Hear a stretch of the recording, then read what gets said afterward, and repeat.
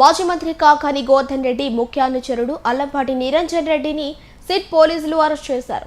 శుక్రవారం బెంగళూరులో ఆయన్ను అరెస్టు చేసి బాపట్లకి తీసుకువెళ్లి నెల్లూరు కోర్టులో హాజరుపరిచేందుకు తీసుకువచ్చారు. ఈ సందర్భంగా మెజిస్ట్రేట్ ముందు హాజరుపరిచారు. కోర్టు సెలవు కావడంతో మెజిస్ట్రేట్ నివాసంలో నిందితుని హాజరుపరిచారు. దీనిపై ఇరు వర్గాలు వాదనలు వినిపించారు. నిరంజన్ రెడ్డి తరపున రోజారెడ్డి, ఉమామహేశ్వరరావులు వాదించారు.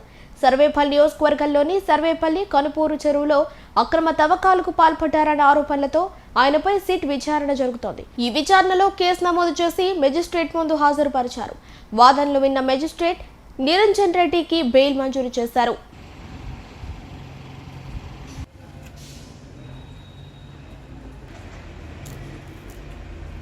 మాజీ మంత్రి కాకాని గోవర్ధన్ రెడ్డి ముఖ్య అనుచరుడు అల్లంపాటి నిరంజన్ రెడ్డిని సిట్ పోలీసులు అరెస్ట్ చేశారు. శుక్రవారం బెంగళూరులో ఆయన్ను అరెస్టు చేసి బాపట్లకి తీసుకువెళ్లి నెల్లూరు కోర్టులో హాజరుపరిచేందుకు తీసుకువచ్చారు. ఈ సందర్భంగా మెజిస్ట్రేట్ ముందు హాజరుపరిచారు. కోర్టు సెలవు కావడంతో మెజిస్ట్రేట్ నివాసంలో నిందితుని హాజరుపరిచారు. దీనిపై ఇరు వర్గాలు వాదనలు వినిపించారు. నిరంజన్ రెడ్డి తరపున రోజారెడ్డి, ఉమామహేశ్వరరావులు వాదించారు. సర్వేపల్లి నియోజకవర్గంలోని సర్వేపల్లి కనుపూరు చెరువులో అక్రమ తవ్వకాలకు పాల్పడ్డారన్న ఆరోపణలతో ఆయనపై సిట్ విచారణ జరుగుతోంది. ఈ విచారణలో కేసు నమోదు చేసి మెజిస్ట్రేట్ ముందు హాజరుపరిచారు. వాదనలు విన్న మెజిస్ట్రేట్ నిరంజన్ రెడ్డికి బెయిల్ మంజూరు చేశారు.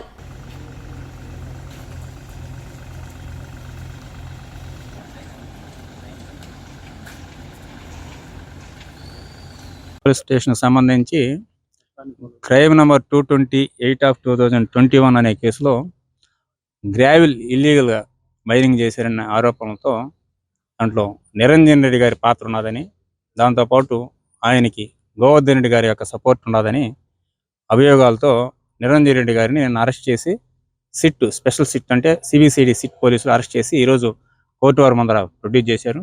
మ్యాజిస్ట్రేట్ గారు వాళ్ళు పెట్టినటువంటి రిమాండ్ రిపోర్ట్ని పరిశీలించిన తర్వాత 41A CRPC ఇరుపక్షాల వాదనలు విన్నారు. పీపీ గారు వచ్చారు, ఈ సైడ్ నుంచి ముద్దాయి సైడ్ నుంచి నేను ఉమామహేశ్వర రెడ్డి గారు ఇద్దరం వాదించాము.